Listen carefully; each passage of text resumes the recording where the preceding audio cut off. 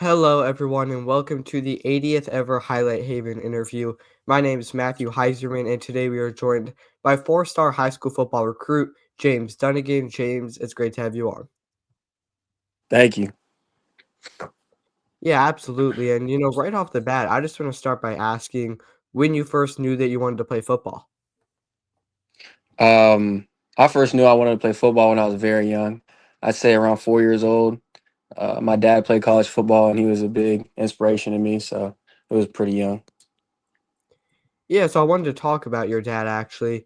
He was a cornerback for Purdue and Kansas State from 1999 to 2002.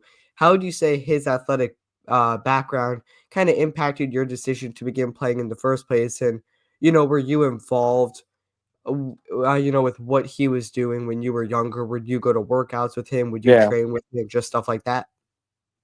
yeah, for sure. He had us training. Me and my older brother, he had us training starting off Yeah. pretty young, right around 4 years old too. Mhm. Obviously, he had a lot of information on what to do, a lot of Mhm. connections, and Yeah. he's been my trainer ever since then. Yeah, I love to hear that. And when you were first getting into football, were you, playing flag football? Did you jump straight to tackle football? What did that look like for you? Yeah, so I played flag football for a while, and I started Mhm. playing tackle football in fifth grade and sixth grade year, and it was pretty successful. Yeah, and I mean, when you started playing, were you always a cornerback? I know that's your current position. Were you more of a utility guy playing all across the field? So when I was younger, I Mhm. played receiver in flag football, and Mhm. then in tackle football, I played quarterback in my fifth, sixth, and seventh grade year. I played quarterback those years. Now, out of all those positions, was cornerback always your favorite one? No, actually, funny enough, I didn't want to play corner at all. I was a freshman. I was playing receiver, and that was probably my favorite position. But my dad was like, if you want to get on the field next year, corner's probably the best option for you. And I was like, man, I really don't want to play corner. But, I grinded pretty hard. And then that summer, went in, played corner, and got the starting job. And that's how it started. Now you mentioned how you really enjoyed playing wide receiver. How would you say that's helped you? I guess just like understanding the mind of a wide receiver, what they're thinking in a specific situation when you're going Mhm. up against Definitely. I mean, it kind of helps you predetermine their breaks and, maybe based off their alignment and things like that. Also, how they position themselves during the routes and things like that. them. And, this past season as a junior, along with cornerback, you were also a wide receiver. You had 28 receptions, 556 receiving yards, and five touchdowns. But along with football, you also play basketball and run track. Did you start those two sports around the same time The you same. started football? Same time? Yeah, I mean, I played basketball and track when I was younger. I played those three sports pretty Mhm. heavily. I was a junior Olympian in track. I was pretty successful. Then I stopped running track, kept playing basketball till about freshman, Yeah. sophomore year, and then I was done playing basketball. Did track last year. I ran a 10.9. I was gonna run track this year, but I just had my hamstring wasn't fully ready yet, so Mhm. I didn't run track. I just lifted weights and stuff, ran 40s and things like that.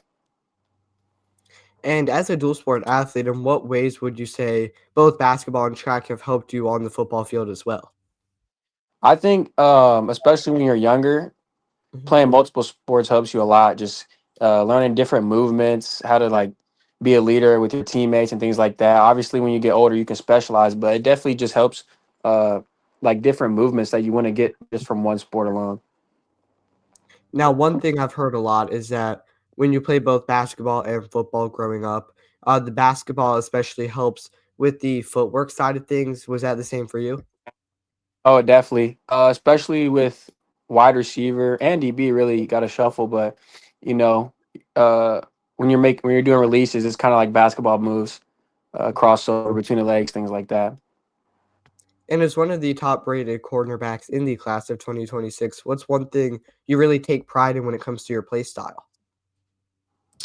I would say just all around athleticism and just being able to dominate. And, I'm also very intelligent, breaking on a route, catching the pick, just doing everything to the highest level.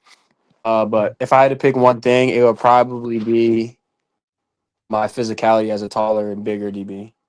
Mhm. And on January 9th, 2024, you received your first Division I offer from Colorado State University. Can you just describe what it felt like to receive that first D1 offer and, break down what was going through your mind during that moment? It was pretty cool. My dad knew one of the coaches there. He used to play with him at K State, Mhm, and I was just very appreciative to it was one closer step to make all my dreams come true. So it was a special day for me. And speaking of the recruitment process, on January 2nd, you officially committed to the Kansas Jayhawks. You have already gone on multiple visits. Your official visit is planned for June 6th, 4 days from now. Can you just break down what really stood out to you about Kansas and why you ultimately decided that that was the best option for you? Yeah, a couple things. Mhm, I felt that they recruited me the best out of any school in the nation. mhm, Um, they just did a great job on that. And then when you go on the visits and things like that, talking with the coaches, building relationships, and I feel like I'd have a very big impact there to start mhm, something new. And obviously, you see a lot of other commits hopping in this 26th class, and I think will be something special for sure. mhm. Now, we mentioned earlier how your dad played for Kansas State, and then I know that Kansas is obviously very close to home. So is Kansas State. What kind of put Kansas over the top above Kansas State? I'm assuming that was one of the other schools that you were really considering. hmm Yeah. So again, just goes back to the recruiting Mhm. aspect of it and my relationships with the coaches. Yep. But as just a gut feeling as well, wherever feels like home. I mean, that's where you got to go. Mhm. And you attend Manhattan High School in Manhattan, Kansas. You live just around 1 hour away from the University of Kansas. How much did distance from home impact your decision when deciding on a school? Um, I mean, staying in Kansas was definitely big for me, just to put Mhm. on for the state. Yeah. Kansas gets overlooked in a lot of ways in Mhm. sports. But if I had to really answer your question that way, I mean, leaving home like that really wasn't too. I wasn't too concerned about that. Mhm. And since receiving an offer from Kansas back in June of 2024, how would you describe the relationships you've been able to build with their coaching staff, specifically guys such as DK McDonald and Brandon Shelby? Oh, definitely. I started off talking with Coach McDonald because he was there before Coach Shelby got there. But man, just building a relationship with both of them guys, sending my film in each week. They Mhm. critiquing my technique, going over defenses. So when I get there, I'm really polished and ready to go. And now that you're in the off season and a lot of the spring practices and spring game have kind of settled down, can you just break down what a typical day looks like for you in terms of practicing and training? Yeah, so get up around 6 a.m., go to practice from 6:50 to it'll be 6:50 to 10 Mhm. tomorrow, and then do some recovery things, maybe do some isometrics, and really the rest of the day is ours. So go home and Mhm. do whatever you like to do. And with just 1 year until college, what are some of the main things you're still trying to improve before you reach that next level? Yeah, for sure. I mean, I want to work on the little things, really the small, minute details like where's this step, where your head move right here, Mhm, where you got to make a dip right here when you get your release. Just to when mhm. I get there, be as polished as possible, step on the field right away. And in terms of the mental side of the game, are there any pregame superstitions you have or any kind of music you like to listen to get yourself in the right mindset ahead of games? I really don't have any pregame rituals. I feel like before every game, I just try to visualize myself going and Mhm. being successful throughout the game, making big plays and things like that. And that's pretty much it. Listen to some music to get you turned and just have fun with your teammates. Mhm. And are there any cornerbacks in the NFL that you try and take inspiration from or model your game after? Yeah, I really like Pat Surtain, Jalen Ramsey. Those are really the two main guys, bigger corners like myself, very aggressive as well. Mhm. And when you're watching an NFL game, are you focused on the entire game as a whole, or are you typically just watching, the cornerbacks and what they're doing? Yeah, I used to watch the game as a whole, just enjoying it as a fan. But as I've gotten older, I started to watch it, uh, from the offensive perspective, watching what the defense is doing, but then as a defensive player, watching what the receivers, looking at the Mhm. alignment Yeah. uh, of the whole formation and things like that. Now, are there any receivers in the NFL that you would say have kind of helped you when you're watching film and just studying what's going on? I think right now Devontae Adams is good to watch. He has great routes, Mhm. and then guys like DK Metcalf, just watching how bigger guys use that to their advantage. And what's one thing you don't think the average football fan necessarily knows about the cornerback position?